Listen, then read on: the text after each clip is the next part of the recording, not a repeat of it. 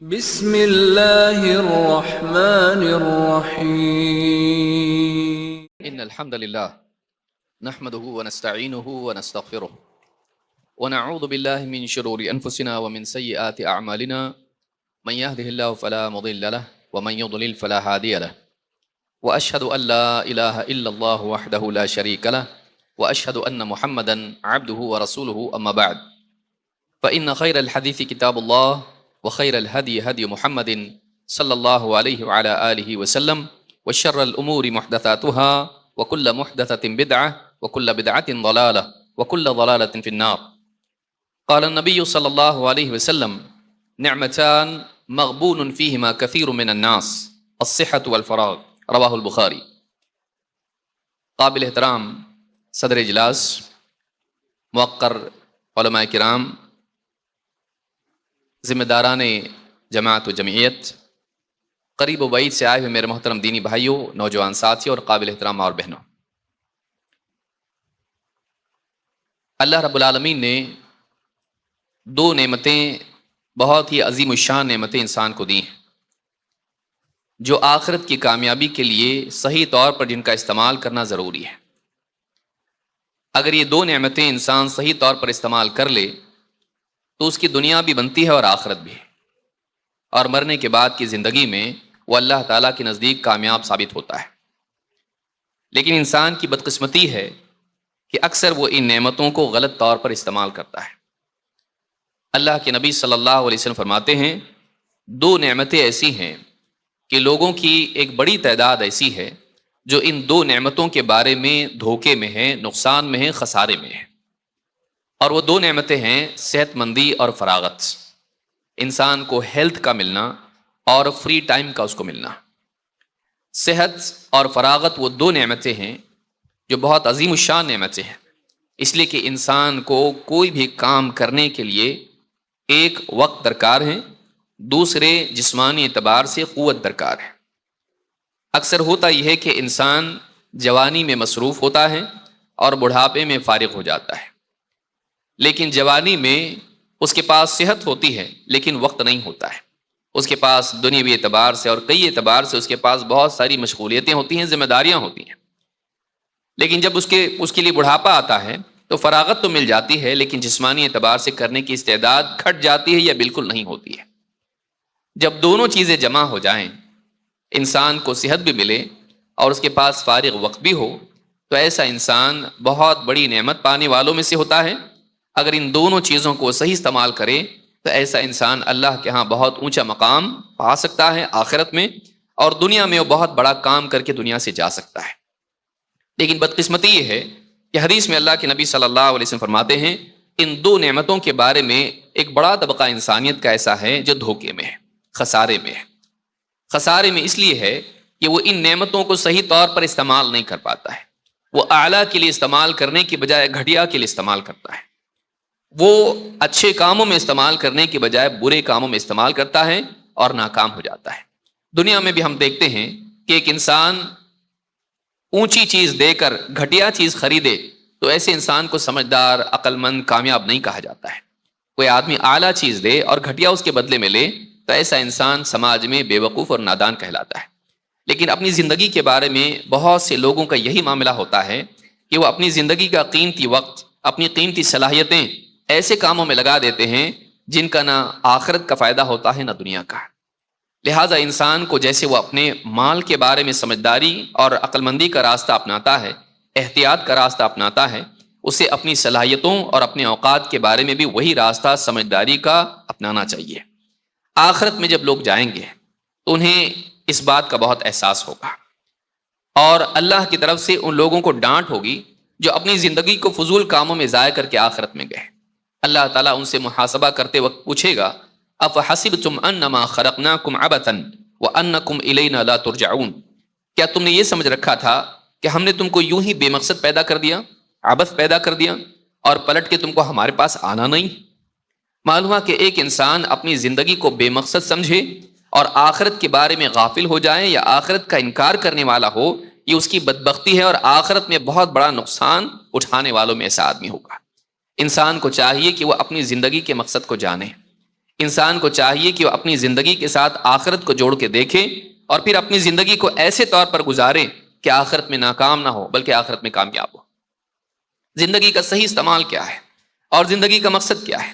اللہ تعالیٰ نے قرآن کریم میں بیان فرمایا، الذی خلق الموت والحیات لیبلوکم ایکم احسن عملا۔ اللہ تعالیٰ نے موت اور حیات کو پیدا کیا، موت کو بھی پیدا کیا اور موت کے بعد کی زندگی کو بھی پیدا کیا۔ الذی خلق الموت والحیات، کیوں پیدا کیا؟ لیبلوکم ایکم احسن عملا، تاکہ تمہیں آزمائیں کہ تم میں عمل میں کون بہتر ہے۔ معلوم ہے کہ زندگی کا مقصد یہ ہے کہ انسان اپنے اعمال کو بہتر بنائیں۔ جو موقع، جو اپرچونٹی اللہ تعالیٰ نے ہم کو دی ہے، جو ایک تھوڑی سی زندگی جو ختم ہونے والی ہے اور یہ واپس ملنے والی نہیں ہے، دنیا میں ہم واپس آنے والے نہیں ہیں، اس زندگی کا ہم صحیح استعمال کریں اور غلط کی بجائے صحیح عمل کریں، لیکن یہی نہیں رکے بلکہ صحیح عمل کو بھی اچھے سے کریں۔ اکثر ہوتا یہ ہے کہ آدمی غلط سے بچ جاتا ہے لیکن صحیح عمل کرتا ہے، لیکن صحیح عمل کو اچھے سے نہیں کرتا ہے۔ کبھی وہ اخلاص کی کمی کی وجہ سے اپنے عمل کو ضائع کر دیتا ہے، کبھی وہ سنت سے ہٹ کر عمل کرتا ہے اور اپنے عمل کو ضائع کر دیتا ہے، اور کبھی ایسا ہوتا ہے کہ اس کا عمل خشوع اور احتساب سے خالی مشینی عمل بن جاتا ہے۔ لہٰذا اچھا عمل کر کے دنیا سے جانا یہ زندگی کا مقصد ہے، اور اللہ تعالیٰ نے موت و حیات کا نظام اسی کے لیے قائم کیا ہے۔ اس عمل کے لیے ضروری ہے کہ انسان اپنی زندگی کے اوقات کو صحیح استعمال کرے، اور اس کا سوال قیامت کے دن ہونے والا ہے۔ ایک حدیث میں اللہ کے نبی صلی اللہ علیہ وسلم فرماتے ہیں، لا تزول قدم ابن آدم یوم القیامت من عند ربہ حتی یسأل عن خمس۔ قیامت کے دن ابن آدم کے قدم اس وقت تک کہ اپنے مقام سے ہٹ نہیں پائیں گے جب تک کہ وہ 5 سوالات کا جواب نہ دے، 5 سوالوں کا جواب نہ دے تب تک کہ وہ بری ذمہ نہیں ہو سکتا، اس کو دینا پڑے گا۔ وہ سوالات کیا ہیں؟ عن عمرہ فیما افنا، اس سے پوچھا جائے گا کن چیزوں کے بارے میں پوچھا جائے گا؟ عن عمرہ فیما افنا، اس کی عمر کے بارے میں پوچھا جائے گا، جو وقت اللہ نے، زندگی اللہ نے دی تھی کس کام میں کھپائی؟ وعن شبابہ فیما ابلا، اپنی جوانی کی قوتوں کو کن کاموں میں لگایا؟ ومالہ من این اکتسبہ وفیما انفقہ، اور مال کے بارے میں پوچھا جائے گا کہ مال کہاں سے کمایا اور کہاں خرچ کیا؟ وماذا عمل فیما علم، اور جو کچھ جانتا تھا اس پر کتنا عمل کیا ہے، اپنے علم کے مطابق اپنے آپ کو بنایا یا نہیں، جو جانتا تھا اس کے تقاضوں کو علم کے پورا کیا یا نہیں۔ آپ دیکھیں ان سوالوں میں جہاں عمر کے بارے میں سوال ہے، ایک خصوصی سوال جوانی کی قوتوں کے بارے میں ہے۔ معلوم ہے کہ عمر ایک نعمت ہے، وقت، اور جوانی کی قوتیں بھی ایک نعمت ہے، جسمانی اعتبار سے قوت۔ ان 2 نعمتوں کو صحیح استعمال کرنا ضروری ہے، کیونکہ قیامت کے دن اس کے بارے میں پوچھا جائے گا۔ لیکن آج بدقسمتی سے ہم دیکھتے ہیں کہ نوجوانوں کا ایک بڑا طبقہ ایسا ہے جو اپنی زندگی کے مقصد کو یا تو جانتا نہیں ہے یا اس مقصد کے مطابق جیتا نہیں ہے۔ مقصد کو جاننا بھی ضروری ہے اور مقصد کے مطابق جینا بھی ضروری ہے۔ جاننا اور جینا اگر جمع ہو جائے تو انسان کی زندگی صحیح رخ پر اور صحیح منزل پر پہنچتی ہے۔ لہٰذا اس دور میں اگر دیکھیں، جو سوال ہمارے سامنے ہے اور جو عنوان بھی میرے سامنے ہے، نوجوانوں کی مصروفیات اور اس باب میں شرعی حل۔ نوجوانوں کی مصروفیات سے مراد نوجوانوں کی وہ مصروفیات جو نہیں ہونا چاہیے، کیونکہ جو کام ان کو کرنے ہیں وہ تو بہت زیادہ ہیں، لیکن بہت سارے کام ایسے ہیں جو ان کو نہیں کرنا چاہیے، لیکن ان کی صلاحیتوں کا، ان کے اوقات کا زیادہ بڑا حصہ ان کاموں میں لگ جاتا ہے۔ یاد رکھیں، جب آدمی نہیں کرنے کے کاموں میں لگے گا تو کرنے کے کاموں کے لیے وقت نہیں رہے گا۔ زندگی محدود ہے، جیسے آپ کا گھر محدود ہے، اس کی جگہ محدود ہے۔ آپ فضول چیزیں، کچرا اپنے گھر میں لا کے رکھ دیں تو آپ کے گھر میں ضروری چیزوں کے رکھنے کے لیے جگہ نہیں رہے گی۔ آپ کے گھر کی دیواریں آپ کے گھر کی زمین کو اور آپ کے احاطے کو محدود کرتی ہیں۔ اب اگر اس کے اندر آپ غیر ضروری سامان لا کر رکھ دیں تو پھر آپ کے لیے ضروری چیزوں کے رکھنے کے لیے جگہ نہیں رہے گی۔ نوجوانوں کی زندگی میں اونچا مقصد اور بہتر کوشش یہ کیوں نہیں آ پاتی ہے؟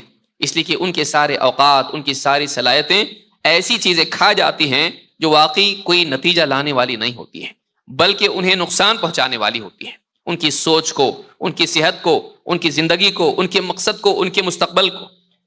ایک نوجوان کو اپنی جوانی کی قدر کرنا چاہیے، ایک نوجوان کو اپنی زندگی کے اس خاص مرحلے کی قدر کرنا چاہیے، اور اگر اس کو سمجھنا ہے، قرآن و سنت نہیں سمجھتا ہے، ایک بوڑھے آدمی کے پاس بیٹھے جو اپنی زندگی کے آخری ایام میں ہے، اس کو پچھتاوا ہوتا ہے کہ میں نے بہت سارے کام کرنے چاہیے تھے، نہیں کیے، بہت سارے کام غیر ضروری تھے، میں انہیں کے پیچھے پڑا رہا، میری زندگی کا اصل بڑا حصہ چلا گیا، اب میں اپنی زندگی میں آخری حصے میں پہنچ چکا ہوں، لیکن اب میرے پاس تجربہ ہے لیکن میرے پاس نہ وقت ہے نہ قوت۔ سمجھ میں آ گیا، ربنا ابصرنا وسمعنا فرجعنا نعمل صالحا انا موقنون۔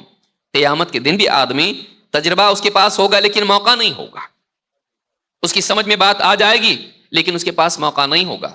قیامت کے دن کفار، مشرکین، گناہگار آخرت میں جا کے کہیں گے ربنا ابصرنا وسمعنا، اے ہمارے رب ہم نے سب کچھ دیکھ لیا اور ہم نے سن لیا، اب کیا ہے؟ اب ہم کو دنیا میں واپس بھیج دے، فرجعنا نعمل صالحا، تاکہ ہم نیک عمل کر کے آئیں، وہ کریں جو کرنا چاہیے تھا۔ انا موقنون، اب ہم کو یقین آ گیا، اب ہم یقین کرنے والوں میں سے ہو گئے کہ واقعی زندگی کس کام کے لیے لگنی چاہیے تھی۔ نوجوانوں کو چاہیے کہ وہ اپنی زندگی کا صحیح استعمال کریں۔